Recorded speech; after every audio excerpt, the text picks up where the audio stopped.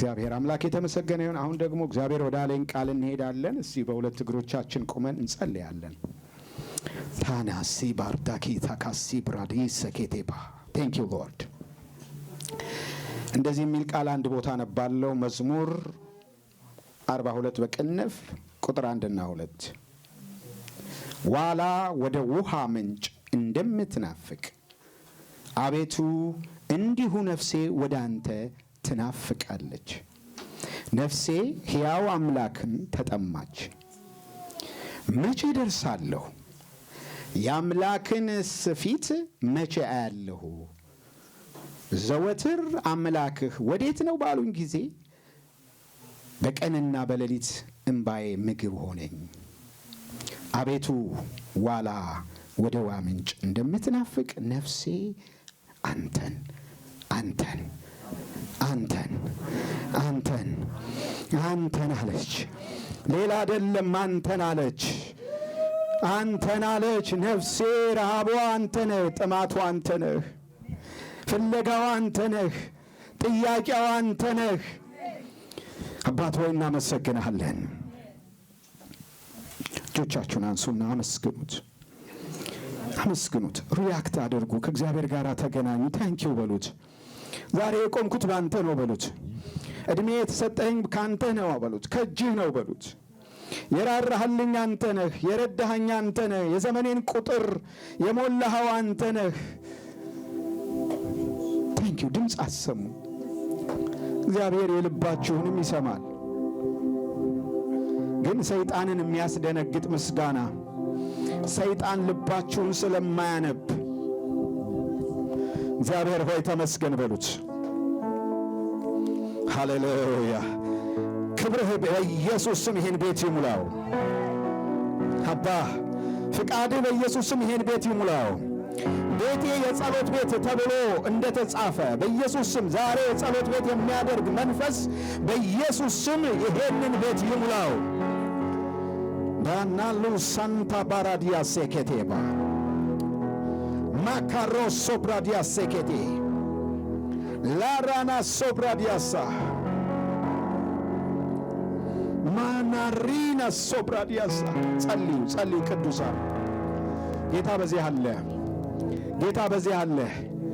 ሃዲኖ ሶብራዳና ማንቲያ የሕዝብን መለቀቅ የማይወድ ክፉ ሁሉ በኢየሱስ ስም የተወጋ ይሆን፣ በኃይል የተመታ ይሆን። የሕዝብን በረከት፣ የሕዝብን ፈውስ፣ የሕዝብን ሳቅ፣ የሕዝብን ደስታ፣ የሕዝብን ክብር የማይወድ ሁሉ በኢየሱስ ስም ያስጨናቂው ዘንግ በኢየሱስ ስም የተሰበረ ይሆን። ኃይለኛው ይውደቅ፣ የታሰረ ይሆን። ዛሬ ብዝበዛ ይሆን። እንበዘብዛለን። በምድር የምታስሩት በሰማይ የታሰረ ይሆናል፣ በምድር የምትፈቱት በሰማይ የተፈታ ይሆናል ተብሎ ተጽፏል። ከስም ሁሉ በላይ ባለው ኢየሱስ በሚል ስም ጉልበት ሁሉ በሚንበረከክለት ስም ሃሌሉያ። በሦስቱ ዓለማት በሰማይ በምድር ከምድር በታች ጉልበት ሁሉ በሚንበረከክለት በናዝሬቱ በኢየሱስ ስም ዛሬ ሥራውን አፈረስ ነው። ምድሪቱ ላይ አፈረስ ነው። ስዊድን ላይ አፈረስ ነው። በኢየሱስ ስም ሾፒንግ ላይ አፈረስ ነው። ኔትወርኩን በጣጠስ ነው። የዲያብሎስን ሥራ እንዲያፈርስ የእግዚአብሔር ልጅ ኢየሱስ ተገለጠ። ለዚህ ተገለጠ። ሥራውን ሊያፈርስ ተገለጠ። ምክሩን ሊያፈርስ ተገለጠ። ሐሳቡን ሊያፈርስ ተገለጠ። ወጥመዱን ሊያፈርስ ተገለጠ። አጀንዳውን ሊያፈርስ ተገለጠ። ዛሬ ከሰው አእምሮ፣ ከሰው ልብ፣ ከሰው ቤት፣ ከሰው ኑሮ፣ ከሰው ትዳር ላይ ከቅዱሳን ነው አገልግሎትና ራእይ ላይ ተስፋ ላይ የዲያብሎስ ሥራ ፈረሰ። የአኪጦፌል ምክር ፈረሰ። ስንፍና ሆነ በኢየሱስ ስም ፈረሰ። በሉት ቀንጃችሁን አውጡና ፈረሰ በሉት። በሉ በሉ በሉ። እንደገና እንደገና እንደገና የሚያምን ሰው በኢየሱስ ስም ፈረሰ በሉ። የበሽታ ሥራ ፈረሰ። የኃጢአት ሥራ ፈረሰ። የእርግማን ሥራ ፈረሰ። የጀነሬሽናል ከርስ ሥራ ፈረሰ። ሶብራና ሲካቶ ብራንያሳ በሉ እንደገና ፈረሰ። for this cause ለዚህ ዓላማ ነው ኢየሱስ በሥጋ የተገለጠው፣ የዲያብሎስን ሥራ ሊያፈርስ። እግዚአብሔር ሆይ በዚህ ቦታ አምልኮ ላንተ ይሁን፣ ስግደት ላንተ ይሁን፣ እልልታ ላንተ ይሁን፣ ስግደት ላንተ ይሁን፣ ጭብጨባ ላንተ ይሁን፣ ደስታ ላንተ ይሁን፣ አምልኮ ላንተ ይሁን፣ መገዛት ላንተ ይሁን፣ መንበርከት ላንተ ይሁን፣ ትሕትና ላንተ ይሁን። እምነታችን በኢየሱስ ስም ፍሬ እያፈራ ላንተ ይሁን። እናመሰግንሃለን። ሃሌሉያ። ከኔ ሆነ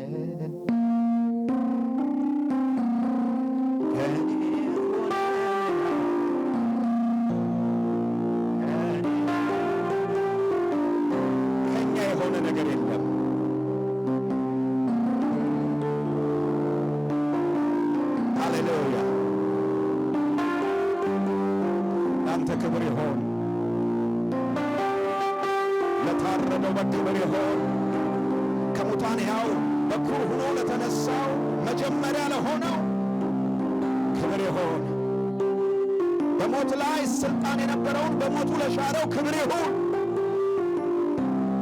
ሁሉ ባንተ ነው የሆነው፣ ሁሉ ገናም የሆነው ሁሉ ባንተ ነው።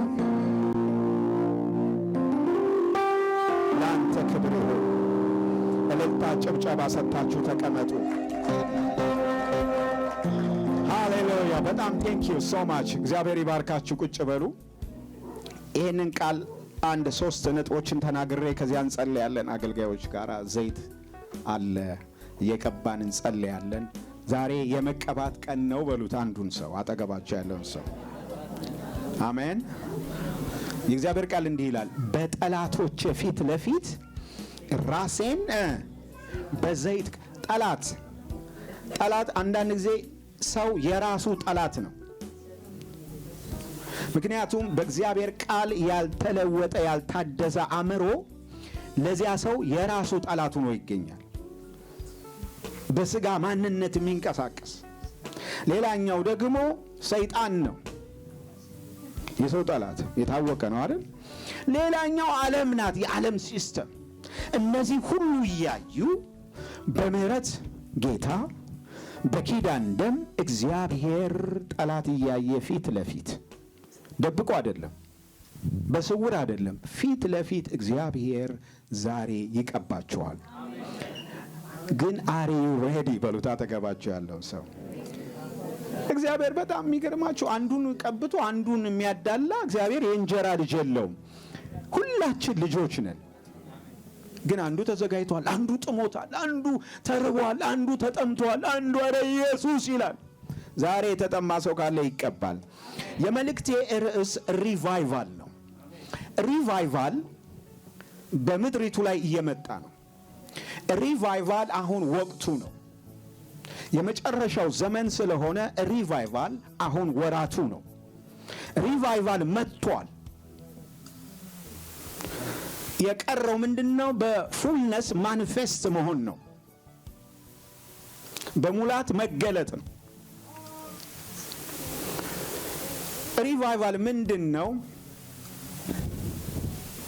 በላቲን ቪቮ ከሚል ቃል ሕይወት ከሚል ቃል የመጣ ነው። በእንግሊዘኛው ሪቫይቫል ሪቫይቭ። ቪቮ ማለት ሕይወት ማለት ነው። ሪ ደግሞ እንደገና ማለት ነው። የእንደገና አምላክ ያውቅበታል። እንደገና ሕይወት፣ እንደገና ፍቅር፣ እንደገና ወንጌል፣ እንደገና ቅድስና፣ እንደገና ጽድቅ፣ እንደገና መሳቅ፣ እንደገና ፍሬያማነት፣ እንደገና የእንደገና አምላክ ክብር ለታላቅነቱ በኢየሱስ ስም ይሆን። እስቲ እንደገና በሉ።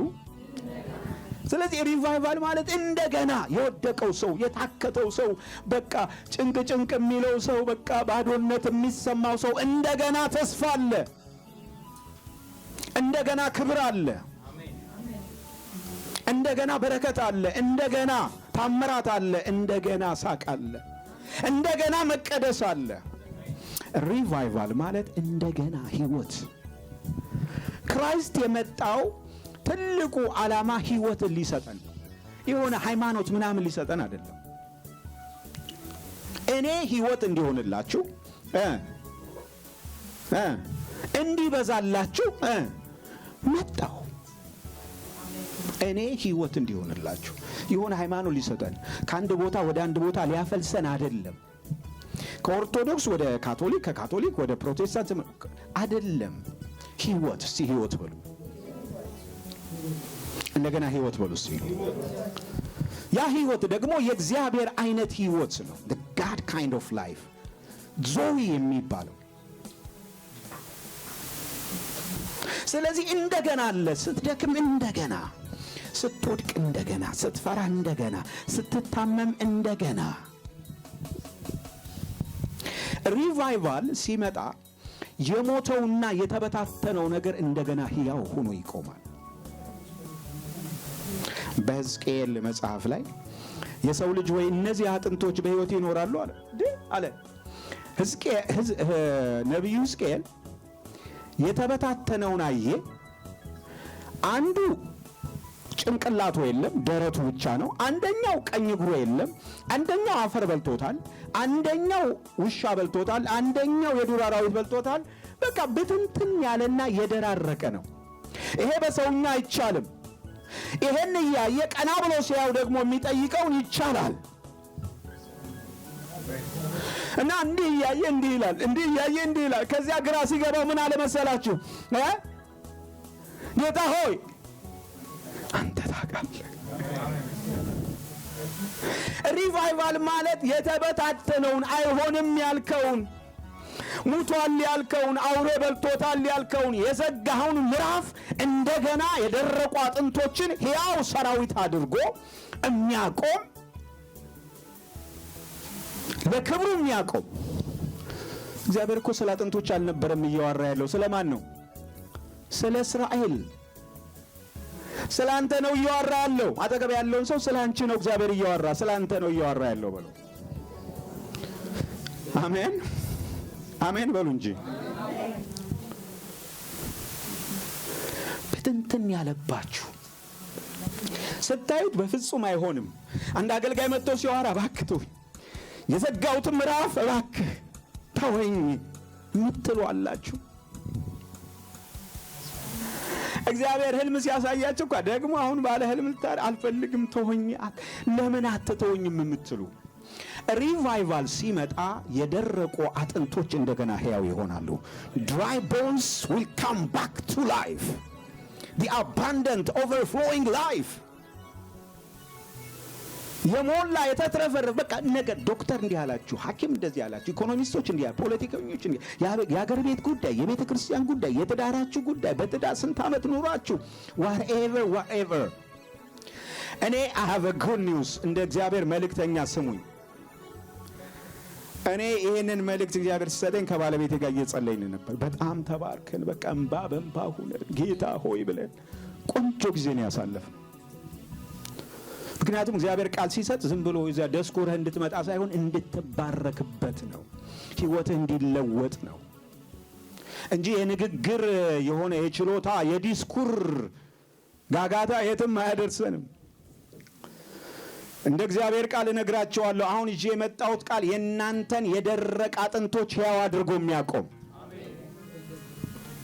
አሜን ይባላል። የሰው ልጅ ሆይ እነዚህ አጥንቶች በሕይወት ይኖራሉ። ያሉበት ሸለቆ ነው፣ የተበታተነ ነው፣ አካል ከአካል ጋር አልተገጣጠመም፣ ጅማት የለውም፣ ቆዳ የለውም፣ ዓይን የለውም፣ ጆሮ የለውም፣ አጥንት ነው፣ ስጋ አልለበሰም። ሲያየው ከባድ ነው። ቀና ብሎ ሲያይ ግን የሚናገረው ኤልሻዳይ ነው። ሪቫይቫል ማለት ሰማይን ወደ እናንተ ቤት የሚያመጣ ኃያሉን ሉዓላዊ አምላክን ትልቁን ሰማይ ካለመኖር ወደ መኖር የሚያመጣውን ኃያሉን እግዚአብሔርን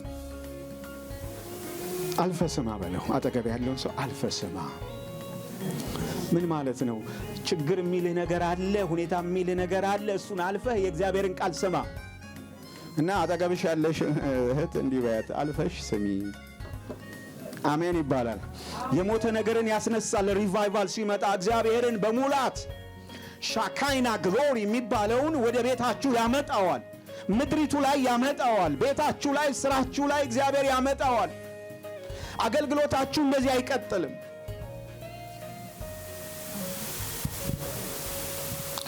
እንደዚሁ እግዚአብሔር ሆይ አለህ ወይስ የለህም?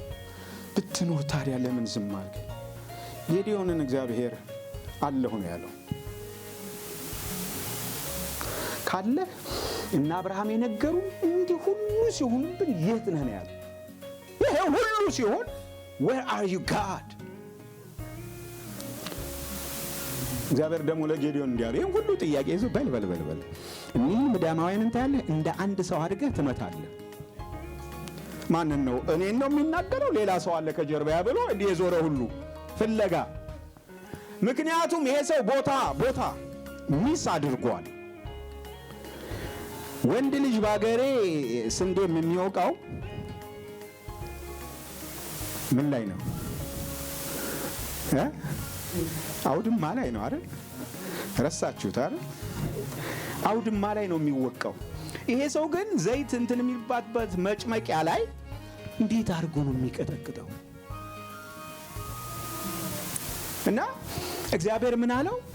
እንደ አንድ ሰው አድርገህ ትመጣ። እኔ ነው ወይስ ሌላ ነው? you yourself። እግዚአብሔር ሲናገር ጡንቻህን አይቶ ስኮላርህን አይቶ ባይብል ግራውንድህን አይቶ አይደለም። እግዚአብሔር ራሱን አይቶ ይናገራል። አጠገብ ያለውን ሰው ሪቫይቫል ሲመጣ በለው፣ ያንተ ጉዳይ የለበትም።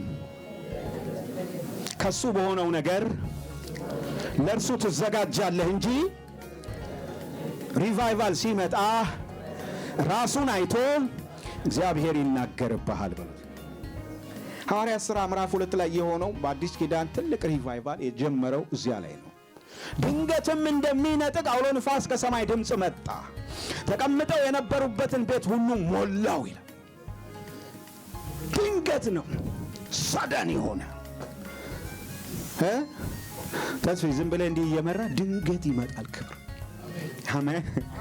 ዳነ ዝም ብለህ እንዲህ እያልክ ሃሌሉያ። እንደውም በአንተ ላይ አሁን እያየሁ ነበር ብዙ ወጣቶችን፣ የተጨነቁ ወጣቶችን እንኳን አንተ ልትጨነቅ የተጨነቁ ብዙ ወጣቶችን ወደ መንግስቱ ታመጣለህ። ያው እግዚአብሔር ምስክሬ ነው። አክሊል እያየሁብህ ነበር። እዚያ ጋር የመጣ አክሊል ሆኖ ብዙ ወጣቶች የተጨነቁ ራሳቸውን ሊያጠፉ ትራንስጀንደር ሊያደርጉ በግልሙትና መንፈስ የተያዙትን ሁሉ እግዚአብሔር እየነጠቅ ስታመጣ ሆነብህ በሉት። ሲያጠቅ ስለ ወንጌል ድንገት እንደሚነጥቅ አውሎ ንፋስ ከሰማይ ድምፅ መጣ። ትልቁ ሪቫይቫል እኮ የመንፈስ ቅዱስ ሪቫይቫል ነው፣ ሌላ እኮ የለም። አጠገባቸው ያለውን ሰው ሪቫይቫል እኮ የመንፈስ ቅዱስ ጉብኝት ነው በሉት። በሙላት መገለጥ ነው። የናፈቁ የተራቡ የነበሩ ሰዎችን መጣና በአንድ ጊዜ 3000 ሰዎችን። ሪቫይቫል ከባድ ጥቅም ነው ያለው። እንግዲያውስ 3 ነገሮችን ልናገር። ሪቫይቫል እየመጣ ነው፣ መገለጡ አይቀርም። ግን ከኛ ምንድን ነው የሚጠበቀው? አንዳንድ ሰው እግዚአብሔር ሆይ አንተው ጤፉንም ስጠኝ፣ አንተው ፍጨው፣ አንተው አብካልኝ፣ አንተው ጋግርልኝ፣ አንተው አፌን ክፈተው፣ አንተው ራስ አጉርሰኝ፣ ምንም እኔ ድርሻ የለኝም የሚል ይመስላል። ድርሻ አለ በሉልኝ። አጠገባቸው ያለን ሰው you got a responsibility። ድርሻ አላችሁ እንዴ? God has a role to play as well as you have a role to play። የምትንቀሳቀሱት ድርሻ አለ። አጠገብ ያለውን ሰው ድርሻ አንዳንድ ሰው በቃ ሪስፖንሲቢሊቲ የሚባል አይፈልግም። ለትዳርህ፣ ለቤትህ፣ ለልጆችህ፣ ለቤተ ክርስቲያን፣ ለትውልዱ ኃላፊነት አለብህ። ለተቀበልከው አገልግሎት ኃላፊነት አለብህ። አጠገብ ያለውን ሰው ኃላፊነት አለብህ በሉት። እናድርግ። ሪቫይቫል በስዊድን ምድር ላይ አውሮፓ ላይ ብዙ እግዚአብሔር ሰዎች እየተናገሩ ነው። ብዙ ነቢያት እያወሩ ነው። ሪቫይቫል እየመጣ ነው። እዚህ የመጣነው ኑሮ ልናሸንፍ አይደለም። በአንድም ይሁን በሌላ እግዚአብሔር በሚሽን ልኮናል። የተልኮ ሰዎች ነን። የዳነው በተልኮ ነው። እግዚአብሔር የማረን በተልኮ ነው፣ ለተልኮ ነው። በሕይወት ያለነው ለተልኮ ነው። ብናገባ ትዳር ቢሰጠን ለተልኮ ነው። እያንዳንዷን ነገር እግዚአብሔር ዶቷን እያገጣጠመ የረዳነ በእኛ የሚሰራ ስራ ስላለው ነው። በእኛ ያልጨረሰው ጉዳይ ስላለ ነው። ብዙ ሞቶችን አልፈን የመጣን፣ ብዙ መሰናክልን አልፈን የመጣ ነው። እግዚአብሔር በእኛ ያየው ፕሮግራም ስላለ ነው። አንተ ሰው እግዚአብሔር ፕሮግራም አድርጎብሃል። ንገሩት። አንተ ሰው የእግዚአብሔር ፕሮግራም በአንተ ላይ ከባድ ነው በሉት። አንዳንድ ሰው እድሜ ሄዷል ይላል። ብራዘር በ80 ዓመቱ እኮ ነው የሙሴ አገልግሎት የጀመረው። ገና አይደለም እንዴ? ገና በ50ኛው ዓመት ላይ በቃ ወገቤን አጥበው ገና ሄዳለሁ በለው። ገና ሄዳለሁ በኢየሱስ ስም። አንዳንድ ሰው 40 ከዘለላት በቃ ገና ነው። በ80 ዓመቱ ነው አገልግሎት የገባው። በ120 ዓመቱ አይኑ አልፈዘዘም፣ ጉልበቱ አልደከመም ይላል። ሪቫይቫል ሲመጣ ገና ትውልድ ባንተ ይታረሳል፣ ይዘራበታል። አሜን በሉ። ምንድነው የመጀመሪያው ነገር? ምንድነው ኃላፊነታችን ሲባል የመጀመሪያው ምን ይጠበቃል? ንስሐ መግባት አለብን። እቺን ሳብጀክት በዚህኛው ክፍለ ዘመን በዚህኛው ወራትና በዚህ አሁን ባለው በቃ ኦል ኦቨር ዘ ወርልድ ማለት ይቻላል ጀነራላይዝ ማድረግ ባይቻልም ንስሐ የሚባል ሰው መስማትም አይፈልግም፣ መስበክም አይፈልግም። ለምን? አሜን የሚል የለም። ስለዚህ ትጠሳለህ፣ ትጠራምሳለህ፣ ትበረግዳለህ፣ ትበራለህ። ብራዘር እንትኑ ካልተነገረ፣ መያዣው ካልተነገረ ትበራለህ ተብሎ እንደተነሳው መውደቅም አለ።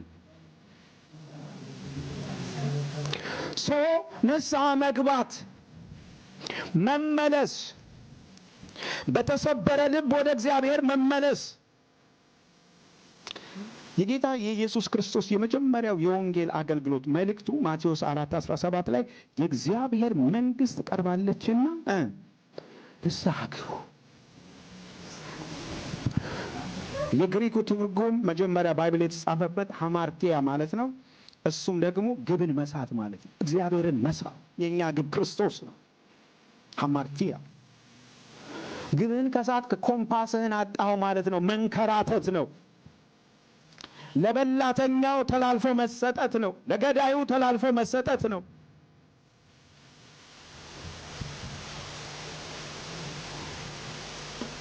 እግዚአብሔር ለኛ ያየውን ነገር እየተላለፍ በስጭት ሐዘንተኛ መሆን መባላት ነው የሚሆነው። ከእውነተኛ ንስሐ ማለት ማልቀስ ማለት አይደለም። ሐሳብ መቀየር፣ ንግግር መቀየር፣ ተግባር መቀየር።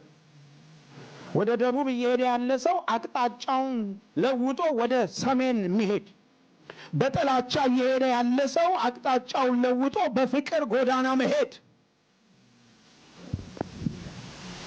በበቀል መንገድ እየሄደ ያለ ሰው አቅጣጫውን ቀይሮ በምህረት እና በይቅርታ ጎዳና መሄድ። መመለስ። እስቲ መመለስ ነው በሉት። አጠገባቸው ያለው ሰው አሜን በሉ እንጂ። ምንድነው ንስሐ? ምንድነው ንስሐ? ግቡ።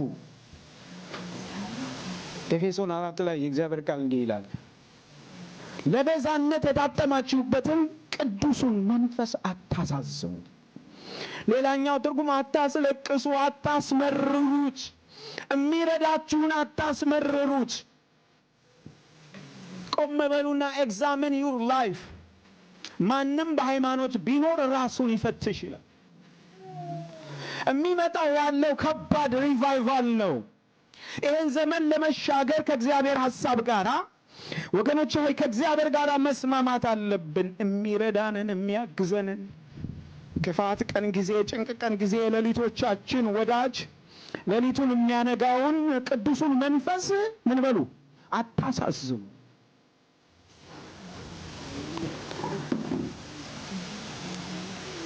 እርስ በርስ አንዳንድ ሰው ቆልፎ ይዞ የዛሬ 10 ዓመት 2016 ሐምሌ ወር ላይ ይላል። ከሚማች እግዚአብሔር በክርስቶስ ኢየሱስ በክብር ይቅር ያለንን የተቀበለንን በምህረት አዲስ ፍጥረት ያደረገንን ያንን ረስተን እርስ በርስ እሱ እንደተቀበለን ወንድሞቻችንን መቀበል ሲገባ፣ ባለትዳሮች እርስ በርስ፣ አገልጋዮች እርስ በርስ።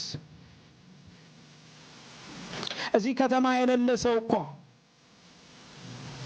ወገኖቼ ሆይ ኢየሱስ ክርስቶስ ጌታችን መድኃኒታችን ካስተማረው ትምህርት የበደሉንን ይቅር እንደምንል እኛን ይቅር በለን፣ የበደሉንን ይቅር እንደምንል ይቅር በደላችንን ይቅር በለን። ንስሐ ከሸለቆ ወደ ከፍታ የሚያመጣችሁ መንገድ ነው። በተሰበረ ልብ፣ በቅንነት ልብ፣ እግዚአብሔርን በሚፈልግ ልብ። ክብር ለኢየሱስ ይሁን። አሜን። ታንኪዩ።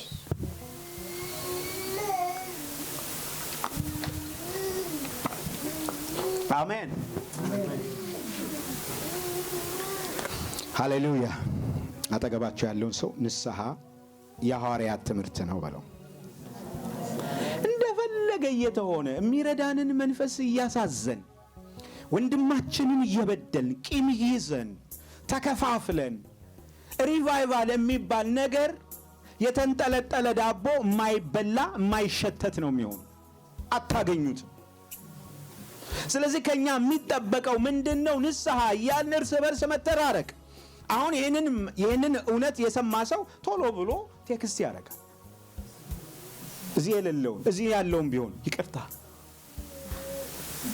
አይ እኔ ምንም አላረኩትም ቢል እኮ እሱ እንደበደለው ቢሰማው እኮ ወንድሜ ወድሃለሁ የሚል ቴክስት እግዚአብሔር ይጠብቃል።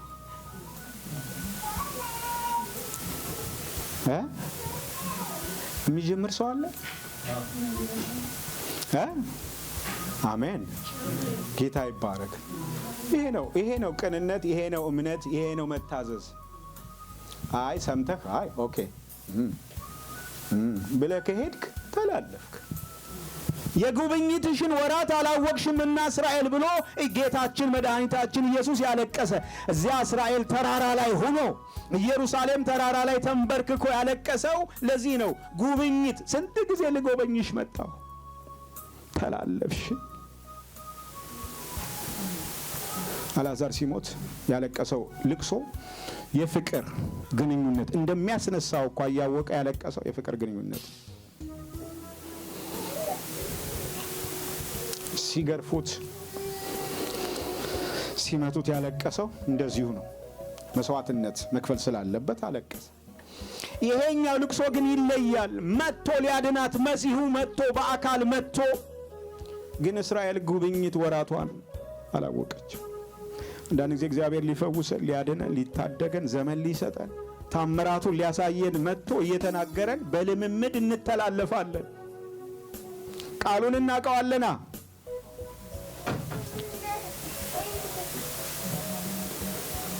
እግዚአብሔር ምድሪቱ ላይ ሲሪየስ ሆኖ መጥቷል። እግዚአብሔር እዚች ቤተክርስቲያን ላይ ሲሪየስ ሆኖ መጥቷል። ጉዳይ አለው። ለሥራው እግዚአብሔር ጨካኝ ነው።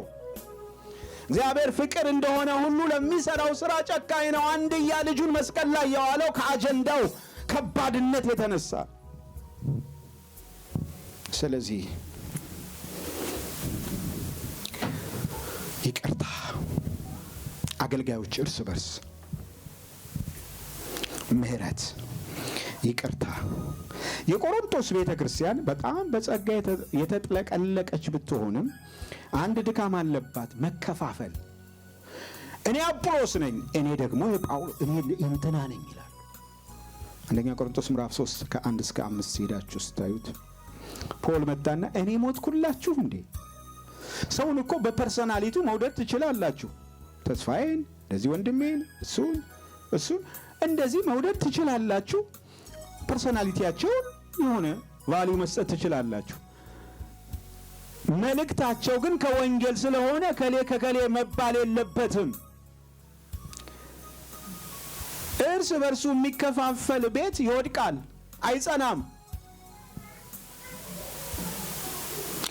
እርስ በርሱ የሚከፋፈል መንግስት ይወድቃል።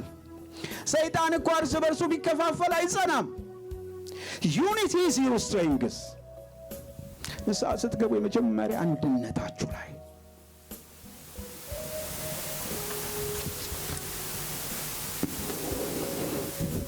የጠፉትን መፈለግ።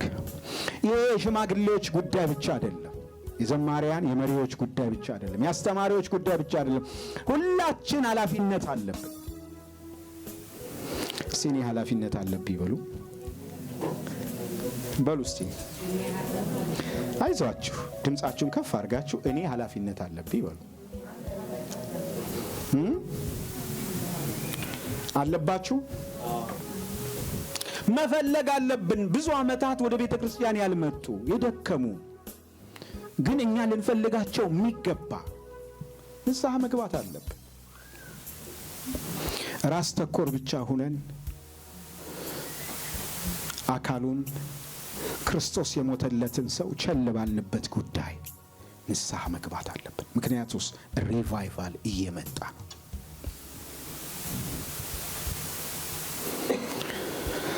ሰላሳ 8ኛው ምዕራፍ ላይ ኢሳይያስ ሕዝቅያስ የሚባል አንድ ንጉሥ ነበርና ነቢዩ መጣና ስማ፣ ቤትህን አዘጋጅ፣ ትሞታለህ አለው።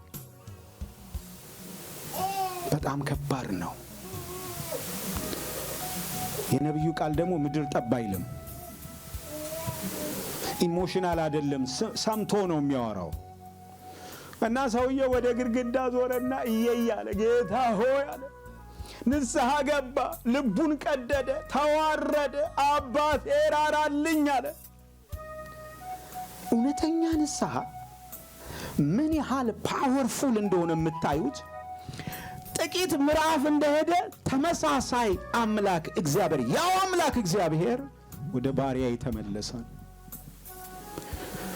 የልቡን መሰበር፣ ልቅሶውን፣ ንስሐውን አይቻለሁ። ልቡን ነው የቀደደው። ስለዚህ ሂድና አትሞትም በለው። ሞትን አውጆ በሄደበት አንደበት እግዚአብሔር እንደገና ታሪክን ቀየረ። እውነተኛ ንስሐ እንድንገባ እግዚአብሔር ይፈልጋል። እውነተኛ ጌታ ሆይ በቃ ድካሜን ጌታ ሆይ ማረኝ፣ የዳዊት ልጅ ማረኝ፣ እኔን ማር፣ ቤቴን ማር፣ ልጆቼን ማር፣ በፊትህ ትክክል ባልሆንኩበት አስተሳሰቤን ማር፣ አንደበቴን ማር፣ እግሮቼን፣ አገልግሎቴን ማር፣ ቤተ ክርስቲያንን ማር፣ ሊመጣ ላለው ሪቫይቫል እኔ እንቅፋት እንዳልሆን ማረኝ፣ እኔን ማር። የሆነ እንትን አይደለም። አሁን እግዚአብሔር እያወራን ያለው የሆነ የሚቀጥል ድርጅት ሳይሆን ሪቫይቫል ነው። አሜን። ህይወት ያለበት ሪቫይቫል፣ የሆነ ትሬኒንግ አይደለም፣ ልምምድ አይደለም፣ ታክቲክና ቴክኒክ አይደለም። መንፈስ ያለበት ምድሪቱን የሚለውጥ ምድሪቱን የሚያንቀጠቅጥ ለነጮች በረከት፣ ለጥቁሮች በረከት፣ ለሚያምኑ በረከት፣ ለምድሪቱ በረከት፣ ለሰማይ በረከት የምትሆኑበትን ነገር ሊያመጣ እግዚአብሔር ንስሐ ግቡ፣ ጊዜ ስጡ።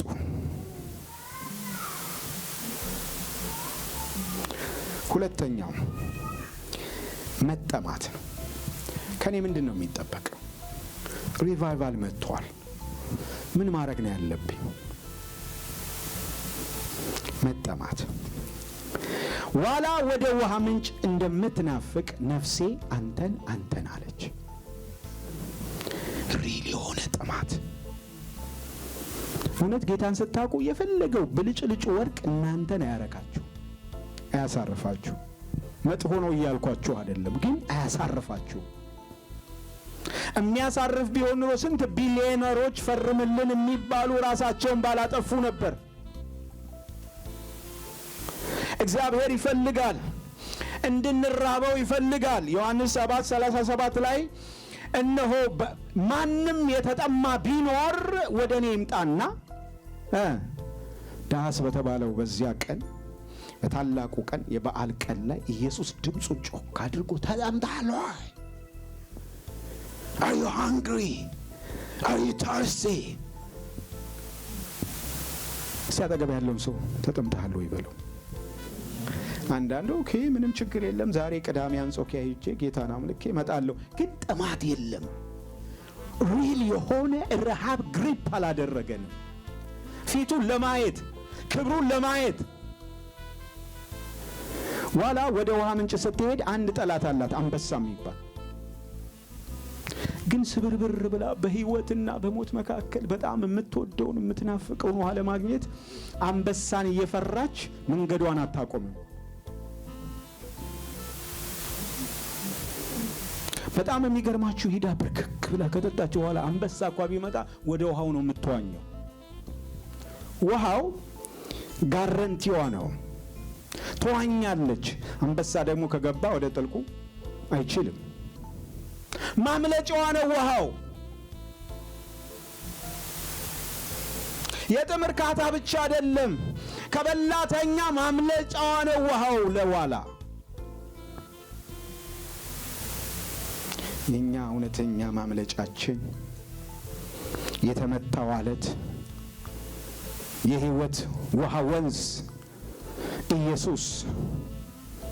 እሱም ጠዋት ኢየሱስ፣ ማታ ኢየሱስ፣ ሌሊት ኢየሱስ፣ ሲነጋ ኢየሱስ፣ ሲመች ኢየሱስ፣ ሳይመች ኢየሱስ፣ መልካም ዜና እየተሰማ ኢየሱስ፣ ክፉ የማይመች ዜና እየተሰማ ኢየሱስ፣ በዚህ ቀውጢ በሆነች ዓለም ላይ ኢየሱስ ኢየሱስ ኢየሱስ ኢየሱስ የሚል መንፈስ ዛሬ ቤተ ክርስቲያን ሊኖራት ይገባል።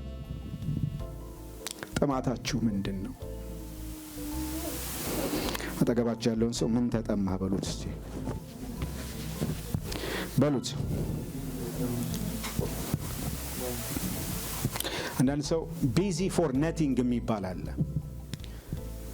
ቢዚ ፎር ነቲንግ ማለት በቃ ለምንም ነገር ቢዚ ነው። ቢዚ ነኝ ይላል፣ ግን እስቲ ምንድነው ቢዚ የሚያደርግ? ወይስ ቢዚ ስለሆንክ የሰራው ምንድነው ሲባል ምንም። ቢዚ ፎር ነቲንግ። ጊዜ ስጡ። ጽድቁን አስቀድሙ፣ መንግስቱን አስቀድሙ፣ ኢየሱስን አስቀድሙ፣ እሱን ተጠሙ። እሱ ሲመጣ የእናንተ ጥያቄ ብትፈልጉትም አታገኙትም። ችግራችን አሁን የተጠማነው ፊቱን ሳይሆን እጁን ነው የምንፈልገው፣ ታምራቱን ነው፣ ድንቁን ነው፣ የሆነ ምልክት ነው። እና እንደፈለግነው ልክ አልሆነልንም፣ ደክሞናል፣ ወገባችን ተፈቷል፣ ግራ ተጋብተናል። እንዲህ አድርጉ ስንባል አደረግን፣ የሆነ ነገር የለም። እንዲህ አድርጉ ተባልን፣ አደረግን፣ የሆነ ነገር የለም። ወደ ሰሜን እጃችሁን ዘርጉና ወደ ምስራቅ፣ ወደ ምዕራብ፣ ወደ ላይ፣ ወደ ታች አሉን አል። ይህን ያህል ጾም ጸሎት ጾሙና እንደዚህ አል፣ አደረግን፣ የሆነ ነገር የለም። እግዚአብሔር ግን አሁን እንዲህ ይላል፣ ዝም ብላችሁ ፊቴን ፈልጉ፣ ዝም ብላችሁ ኢየሱስ ኢየሱስ በሉ፣ ዝም ብላችሁ ጽድቁን ፈልጉ። ያን ጊዜ አጠገብ ያለውን ሰው ያን ጊዜ በለው። ጥያቄ ፈልገህ አታገኘውም።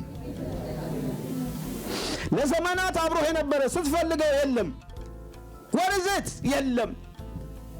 የቤት ጥያቄ፣ ኑሮ ጥያቄ፣ ትዳር ጥያቄ፣ ልጆች ጥያቄ፣ ቢዝነስ ጥያቄ፣ ስራ ጥያቄ ፈልገህ አታገኘው። ዝም ብለህ እግዚአብሔርን ፈልግ በሉልኝ። ዝም ብለህ ተጠማ በሉት። ዝም ብለህ ጽድቁን ፈልግ፣ መንግስቱን ፈልግ። ሌላው ይከተልሃል። ያንተ ስራ አይደለም። ጠገባችሁ ያለውን ሰው ነቃ ብለህ ሰማ በሉት። አንዳንድ ጊዜ ይሆናላችሁ ጌታ እያወራ ትተላለፋላችሁ። በልምድ ቁጭ ብለህ የሚያደክማችሁ በኢየሱስ ስም የተሰበረ ይሁን። ጠገባችሁ ያለውን ሰው በኢየሱስ ስም በሉት። የሚያደክምህ የተሰበረ ይሁን በሉት። አሜን በሉት። በሉት እንደገና የሚያደክምህ በሉት የተሰበረ ይሁን። ቴንክ ዩ ሎርድ። ዝም ብለህ ፈልግ። ናፍቆቷ ውሃ ነው። በውሃና በእሷ መካከል ምንም ይሁን አያቆማትም። አንበሳ በለው ምናምን በለው ምንም ይሁን፣ ምክንያቱም ውሃ ሕይወቷ ነው፣ እርካታዋ ነው። ምንም ይሁን አያቆማትም። ባንተና በእግዚአብሔር መካከል ምንም ችግር አያቆም። አልፎ የሚሄድ ሰራዊት ይፈልጋል እግዚአብሔር። አልፎ ኢየሱስ ኢየሱስ የሚል በትንሹም በትልቁም ነገር ወገቤን የሚል በቃ አልቻልኩም የሚል ሳይሆን አልፎ የሚያገለግለው፣ አልፎ የሚያመልከው፣ አልፎ እግዚአብሔር እግዚአብሔር የሚል ጽድቁን የሚያውጅ። ተገቢ ያለውን ሰው አልፈህ አገልግለው፣ አልፈህ ተጠማ በሉት። አንበሳውን አልፈህ ተጠማ በሉት። አንበሳውን አልፈህ ከተጠማ አንበሳውን አልፈህ ሂደህ ትጠጣለህ።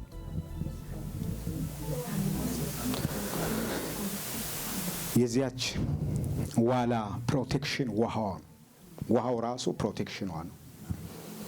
ውሃ ዋስትናችን ነው፣ ህይወታችን ነው። የሚበዛ ህይወት ውሃ ውስጥ አለ። አሜን ይባላል። ሶስተኛ እና የመጨረሻው የወንጌል ስራ። አሜን። እስቲ ወንጌል በሉ። የምስራች ወንጌል፣ የምስራች። የአብ የልቡ ትርታ ትላንት የነበረ ዛሬም ያልተለወጠ የእግዚአብሔር የዘላለም አጀንዳ ወንጌል። እግዚአብሔር ያከበደውን ካከበድክ እግዚአብሔር እንዲህ ይላል፣ ያከበሩኝን አከብራለሁ፣ የናቁኝን ግን አይሆንልኝም፣ ማክበር አይሆንልኝም ማለት ነው። ወንጌል ወንጌል ብላችሁ ስለ ወንጌል የምትከፍሉት ዋጋ ሁሉ እግዚአብሔር ብድራት አለው።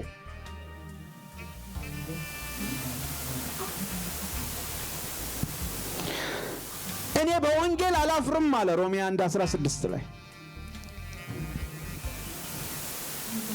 ለምን ሲባል ለሚያምኑ ሁሉ የእግዚአብሔር ኃይል ለምንድን ነው? ለማዳን ነው። ደህንነት ያለ ወንጌል ላይ ነው። ክብር ያለ ወንጌል ላይ ነው። ዘመን ያለ ጥበብ ያለ ወንጌል ላይ ነው። ሰላምና ደስታ ያለ ወንጌል ላይ ነው። ወንጌልን ጥለህ ሰላም፣ ደስታ፣ ስኬት ብትፈልገው አታገኝም። በሌለበት ጅብ ማነው ውሻ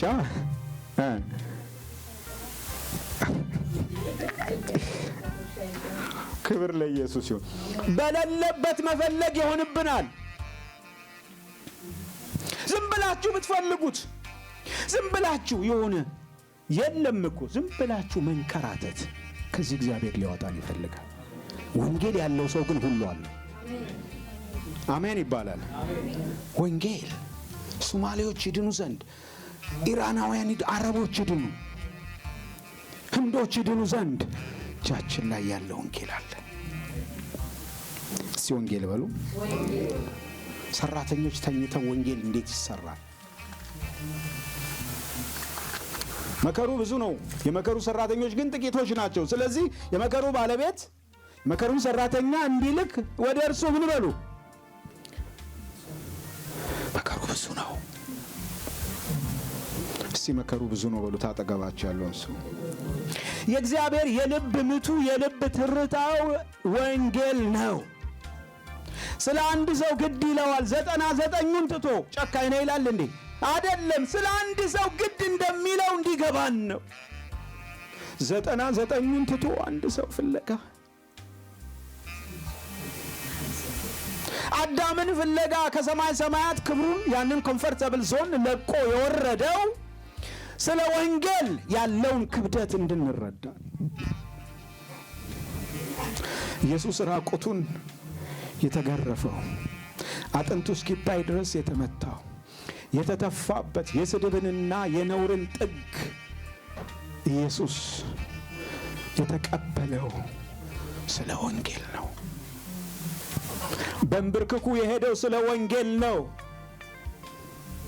የደም ጠብታ ሳይቀር ቀራንዮ ጎለጎታ ላይ እንዳለ፣ ቀራንዮ ጎለጎታን ስትመለከቱ በደም ተጥለቅልቋል። መተንፈስ እስኪያቅተው ድረስ ኢየሱስ በዚያ መስቀል ላይ ያጣጣረ አባት ሆይ አባት ሆይ ስለምን ብቻዬን ተውከኝ ብሎ የጮኸው ስለ ወንጌል ነው። ከሚስማሩ ይልቅ ከሾሁ ይልቅ ከስድቡ ከጥፊው ይልቅ የኢየሱስ ክርስቶስ መከራና ስቃይ በአብ መተው ነው። ብቻህን እንዳትሆን በሕይወቱ በክብሩ ትከበብ ዘንድ ኢየሱስ ስላንተ ተትቷል።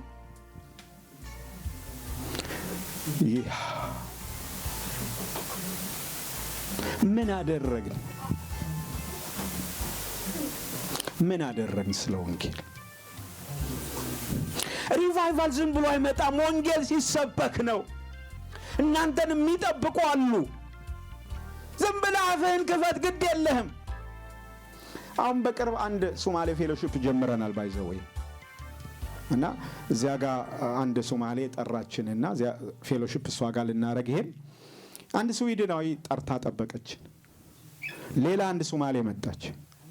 ወንጌል ተናገር። ሰውየው ጌታን ሙሉ ለሙሉ ተቀበለ። ያቺኛዋ ሶማሌ ደግሞ ጸልዩልኝ አለች። ጸለይንላት። በየመንገዱ እግዚአብሔር ያዘጋጀው ሰው አለ። በፊቱ አንድ ቀን ስትቆም እቺ የምድር የእንግድነት ዘመንስ ያልቅ አንድ ቀን ስትቆም የማታፍርበትን ስራ አጠገብ ያለውን ሰው ከዛሬ ቀን ጀምሮ አመለካከት ይቀየራል ብለው። እግዚአብሔር ቫልዩ የሰጠውን አንተ ዲቫልዩ አታድርገው። እግዚአብሔር ያከበረውን አንተ አታዋርደው። ወንጌል ከትንቢት መናገር፣ ከፈውስ፣ ወንጌል ከዝማሬ፣ ወንጌል ከጊዜያዊ ደስታ ይበልጣል። It's all about life and days. ወንጌል ኢንተርቴይንመንት አይደለም። እነ ጳውሎስ እጃቸው ታስሮ ስለ ወንጌል ያላፈሩበት፣ የተገረፉበት፣ በመጋዝ የተሰነጠቁበት፣ በዘይት የተቀቀሉበት፣ በወንጌል አላፍርም ያሉበት ወንጌል አንተ ዘመን ላይ እጅ ላይ ገብቶ ምክንያት አታብዛ። ተዘቅዝቀው የተገረፉበት የተሰቀሉበት ወንጌል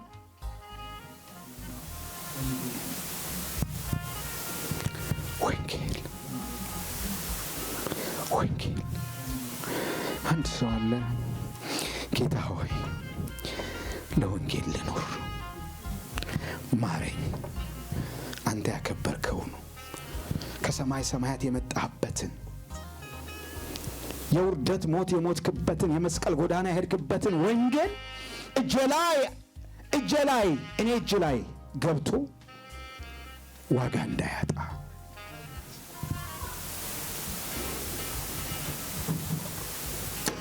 አሜን። ይሄ ወንጌል ሲሰራ ክብር አለ። እስቲ ክብር አለ በሉ። ክብር አለ በሉ። አንድ ወቅት ላይ ፓስተር ሰይፉ የሚባሉ አገልጋይ ነበሩና በስንት 80ዎቹ አካባቢ እና መተው ጅቡቲ ነው ያየዋቸውና መተው ሲመሰክሩ ወደ እናቴ ቤት ከአሜሪካን ሀገር ወንጌል ይዤ ሄድኩና ለእናቴ የሆነ ጤፍ ልገዛ ሲሄድ አሉ። ጤፍ ልገዛ ሲሄድ ገበያ መሃል ገብቼ ጤፉ ስንት ነው ስል 44 ነን ይላል። እንዴ አረ ጤፉ ስንት ነው? 44 ነን ይላል። እንዴ ምንድነው ስል ይንቀጠቀጣል። ለካ ይሁንላችሁ እናንተ ሌላ እያወራችሁ አጋንንት የሚንቀጠቀጥበት ክብር ውስጥ የምትገቡት ወንጌል ይዛችሁ ስትሄዱ ነው። ሰውየው እኮ ጤፉ ስንት ነው የሚሉ ለካ አጋንንት ኑሯል በሷ ውስጥ በሴትዮዋ ውስጥ ነው 44 ነን ይላል። አሜን ይባላል። አንዳንዱ ቆይቶ ነው የገባው። ጤፉ ስንት ነው የጤፉ ዋጋ ይላል 44 ነን። የእግዚአብሔር ክብር በእናንተ ሕይወት ይገለጣል። እሳት ይገለጣል። ሙታን ይነሳሉ። የሌለ የእግዚአብሔር ክብር በምድራችን ላይ ይገለጣል። እግዚአብሔር በከባድ ደመና መጣልሃለሁ እንዳለው ሙሴ ለሙሴ እኛ እንሰማ ዘንድ ቤተክርስቲያን ትሰማ ዘንድ እግዚአብሔር በከባድ ደመና ይመጣል። አጠገብ ያለውን ሰው እግዚአብሔር በከባድ ደመና ይመጣልሃል በለው። የሙሴ ጥያቄ ነበር፣ እስራኤል አያምነኝም አይሰማኝም ነበር። በከባድ ግሎሪ በሻካይና ግሎሪ በከባድ እጅ እመጣለሁ፣ በኃይለኛ እጅ እመጣለሁ፣ ከፍ ባለች እጅ እመጣለሁ። እባቡ ይወጋል፣ ጨለማው በኢየሱስ ስም ይወገዳል። ሰዎች ከወልቸር ላይ ብድግ ብድግ ማለት ይጀምራሉ። የእግዚአብሔር ክብር በምድሪቱ ላይ ይገለጣል። እግዚአብሔር ታናናሾችን ይቀባል፣ ሴቶችን ይቀባል፣ ወንዶችን ይቀባል። ገና አሁን ጌታን የተቀበሉ ሰዎችን እግዚአብሔር ይቀባል፣ የቆዩትን ይቀባል። ከባድ ደመና እመጣልሃለሁ። ለወንጌል ዋጋ የሚከፍል ሰው አለ? በሌሊት የሚነሳ የሚጸልይ የሚጾም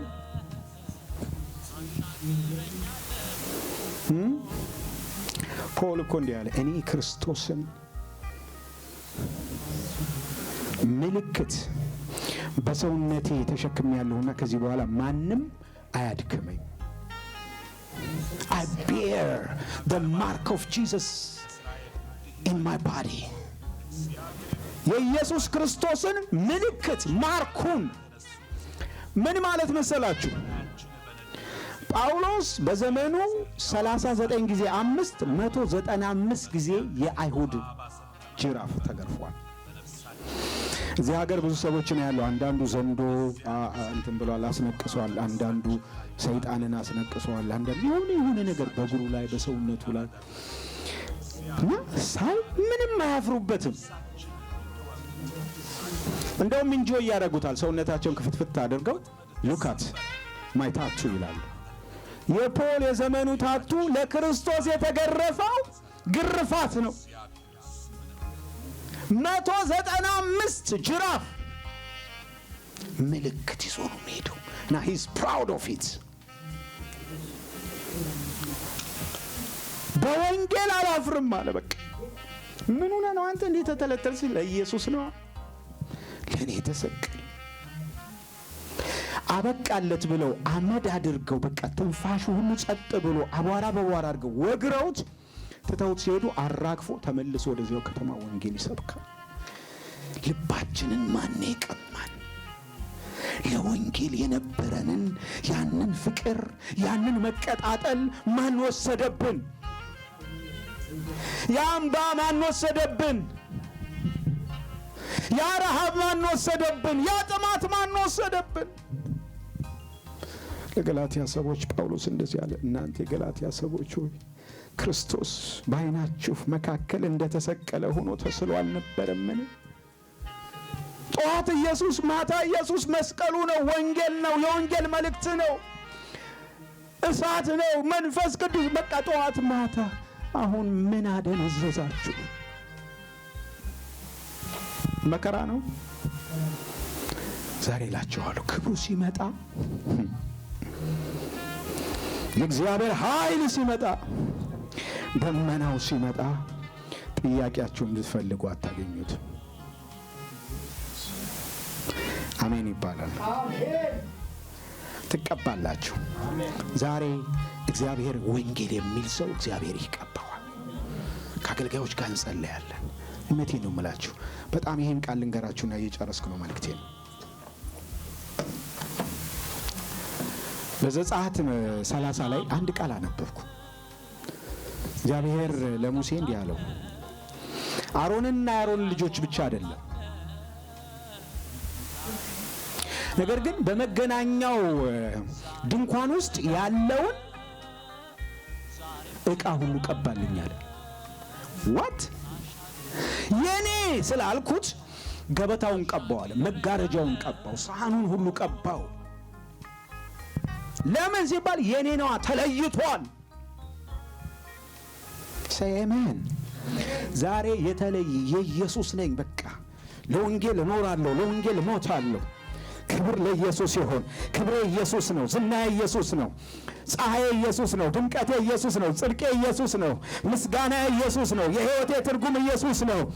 ከድቅድቅ ጨለማ ወደሚደነቅ ፍቅር የልጅ መንግስት የፍቅር ልጅ መንግስት የፈለስኩት በኢየሱስ ነው የሚል ሰው ዛሬ ለኢየሱስ የተለየ ሰው ይቀባል። ብራዘር ገበታው ከተቀባ አንተማ በትክክል እነግርሃለሁ አብልጦ እግዚአብሔር ይቀባል። መጋረጃው ከተቀባ፣ ግዑዙ ከተቀባ ቀባልኝ አለው። በጣም የሚገርማችሁ በዳንኤል ዘመን ያ ንጉሥ መጠጫውን አውጥቶ ሲጠጣ ነው ማን የሚል ጽሑፍ ወጣ? ማኔ ቴቄል ፋሪስ ጣት ወጣ። ለምን ሲባል ለእኔ የለየሁትን መጠጫ አውጥተህ ከቁባቶች ጋር እንዴት ትጠጣበታለህ? ለእግዚአብሔር ስትለይ አንተን የሚነካ ጣት ይወጣበታል። አጠገብ ያለውን ሰው ይበልልኝ እባክህ። ለእግዚአብሔር ስትለይ፣ ለወንጌል ስትለይ፣ ሃሌሉያ ሪቫይቫል ሲመጣ አንተን የሚመታ አንተ ላይ በክፋት የሚነሳ ጣት ይወጣበታል። የእግዚአብሔር ጣት ይወጣል። ከማን ሃሌሉያ ሃሌሉያ። ስለዚህ ወገኖቼ ዛሬ የእግዚአብሔር ቅባት በእናንተ ላይ ይመጣል። አንዳንዱ ቅባት ሲመጣበት መቆም አይችል ይሆናል። አንዳንዱ ትንቢት ሊመጣለት ይችላል። አንዳንዱ ደግሞ ምንም ሳይመስለው ተቀብቶ ይሄዳል። ኢዳዝ ማረር አሁን የውጭ እንትን ማኒፌስቴሽን አይደለም። አንዳንድ ሰው ካልወደቀ በቃ እግዚአብሔር ቅባት የመጣበት የማይመስለው አገልጋይም ሲያገለግል እንደዚያ ይሰማዋል። ከዚያ ወጥተናል። አሜን አሜን በሉ እንጂ። ዛሬ ግን አንድ ነገር እርግጠኛ ነኝ፣ ቅባቱ ሲመጣ ቀንበር ይሰበራል። ስውር የሆነ ቀንበር፣ ግልጽ የሆነ ቀንበር አላሳልፍ ያለህ ምድሪቱ ላይ የተቀመጠ አንጾኪያ ላይ የተቀመጠ ስዊድን ላይ የተቀመጠ ናርዳኒሴ ባረሆዜ ያሰው እኔ ነኝ ብላችሁ ለእግዚአብሔር ክብር አምጡ። ዛሬ ከቅባቱ የተነሳ ቀንበር ሁሉ ይሰበራል። ወንጌል ሲመጣ ቅባት አብሮ ይመጣል። በዚህ በሳመር ወንጌል ለመስራት ምን ያህል አስባችኋል? ከጥቂት ቀን በኋላ ኦገስት ላይ እኔ አሁን ሄልሲንኪ ያለኝ ፕሮግራሙ ኢቫንጀሊዝም ኮንፈረንስ ሰኞ ላይ ኖርዌይ አለን ከሶማሌ ኮንፈረንስ ጋር። ወንጌል በሄድንበት ሁሉ ቀዳዳ ፈልገን ወንጌል መተንፈስ አለብን። እዳ አለብን። የወንጌል አጠገብ ያለውን ሰው የወንጌል እዳ አለብህ በለው። የፍቅር እኮ እዳ ማለት ከወንጌል ውጭ ምን አለ? ፍቅር። የፍቅር እዳ አለብህ። የወንጌል እዳ አለብህ። መተንፈስ አለብህ። አቅጣጫ ፈልገህ ነገር ፈልገህ ማይ ጋድ አሜን ይባላል። አሜን ይባላል። አጠገባችሁ ያለውን ሰው እዳ አለብህ እኮ በለው። ባትናገር ራሱ የደም እዳ አለብህ። you have to preach። አገልጋይ ብቻ አይደለም። you are a missionary። አሜን ይባላል። ዛሬ ትቀባላችሁ። ስትቀቡ ግን ሃሌሉያ ቀንበር ይሰበራል። ኢሳይያስ 10:27 ላይ ከቅባቱ የተነሳ ቀንበር ሁሉ እኔ አምናለሁ። ሰይጣን አንዳንድ ጊዜ ይመጣና አይ የት አለ የተሰበረው ቢል እኮ እኔ ቃሉን ነው ማምነው። አሜን አሜን I receive it ሃሌሉያ። እኔ ራሴ የተቀበልኩት አሜን በሉ። ይኸውላችሁ ያለ ቅባቱ መግዛት አትችሉም። ያለ ቅባቱ መተንበይ አትችሉም። ያለ ቅባቱ ማገልገል አትችሉም። ስለዚህ ነው እግዚአብሔር በሐዋርያት ሥራ ምዕራፍ 2 ቅድም የነገርኳችሁ ቆዩ አለ። ኢየሩሳሌም ላይ ቆዩ። ከዚያ 40 ቀን እሱ ካረገ በኋላ 10 ቀን የቆዩት 41ኛው ቀን 42ኛው 43ኛው 44ኛው የለም እየጸለዩ 45ኛው 46 የለም አሁንም ይጸልያሉ ይጾማሉ ሰገነቱ ላይ ሆነው 49ኛው አሁን 50ኛው ቀን ላይ በበዓለ አምሳ ይላል ድንገትም እንደሚነጥቅ አውሎ ንፋስ ከሰማይ ድምፅ መጣ ተቀምጠው የነበሩበትን ቤት ሁሉ ሞላው መንፈስም እንደሚሰጣቸው በአዲስ ቋንቋ ይናገሩ ጀመር እያንዳንዱ ራስ ላይ እሳት ተቀመጠባቸው። ዛሬ አጠገብ ያለውን ሰው እንዲህ በለው እሳት ይቀመጥብሃል። ውስጣችሁን የሚያነድ እሳት። አሜን በሉ እንጂ እግዚአብሔር ይሁንላችሁ። ዚላችሁንና ፍላጎታችሁን ፍቃዳችሁን ይጠይቃል። እግዚአብሔር እጅ ጠምዛዥ አምላክ አይደለም። አጠገብ ያለውን ሰው እንዲህ በለው እግዚአብሔር እጅ ጠምዛዥ አምላክ አይደለም በለው። He's a God of will. He's a God of will. God of will. Are you willing ነው የሚልህ? Are you willing? ኢየሱስ ለዚህ ነው የተጠማ አለ። በበዓሉ መጨረሻ ጊዜ ድምፁን ጮክ አድርጎ ማንም የተጠማ ቢኖር ወደ እኔ ይምጣና ይጠጣ። ኦኬ ጥማት ምናምን የለብኝም ግን እስቲ እንዲያው ካልክ ምንም ዛሬ are you hungry? Are you thirsty? እግዚአብሔር ይቀባል። በጠላቶች ፊት ይቀባል። ቀንበር ይሰበራል። እግዚአብሔር አንዳንዶቻችሁን ካላሰባችሁት ከገመታችሁት በላይ ይቀባችኋል። አሜን ይባላል። ክብር ለኢየሱስ ይሁን። ለጌታ ለኢየሱስ ክርስቶስ ቁመን ታላቅ ክብር ታላቅ ምስጋና እንሰጣለን። ለቃሉ ክብር ይሁን። መንፈስ ቅዱስ በዚህ አለ። እልልታ ጭብጨባ እንሰጣለን። እግዚአብሔር አምላክ የተመሰገነ ይሁን። እናመልክና ከዛ የዘይት አገልግሎት እናደርጋለን። ክብር ለኢየሱስ ይሁን። አገልጋዮች ወደዚህ መተን አብረን ነው የምንቀባው፣ እንተነበያለን። መንፈስ ይሰጠን ነው። አይዟችሁ። ያለ መንፈስ ቅዱስ ምንም ማድረግ አንችልም። ያለ መንፈስ ቅዱስ መተንበይ አይቻልም። መገሰጽ ራሱ አይቻልም። እንደኔ ልምምድ በመንፈስ ቅዱስ ኃይል ነው። ያ ደግሞ የእግዚአብሔር መንፈስ ኢየሱስን ያከብረዋል። ኢየሱስን ያከብረዋል። በእግሮቻችሁ